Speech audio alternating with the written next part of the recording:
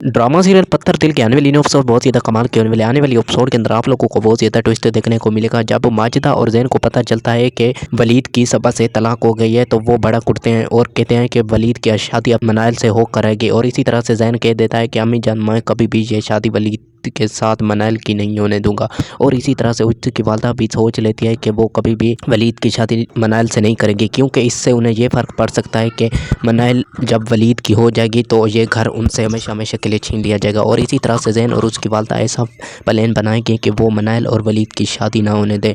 लेकिन नरगिस आंटी फैसला कर लेती है कि वो वलीद और मनाइल की शादी करके रहेगी। और मनाइल से कहती है कि बेटा तुम अब परेशान ना हो, मैं चोरी छपे तुम दोनों का निकाह कर दूंगी। और इसी तरह से किसी को मालूम भी नहीं होगा कि तुम लोगों का निकाह हो गया, और उकस्ती हम धूमधाम से कर देंगे। और इसी तरह से मनाइल कहती है कि आंटी मैं जहाँ भी जाती हूँ मेरी वजह से मसले ही खड़े हो जाते हैं, मुझे समझ नहीं आती।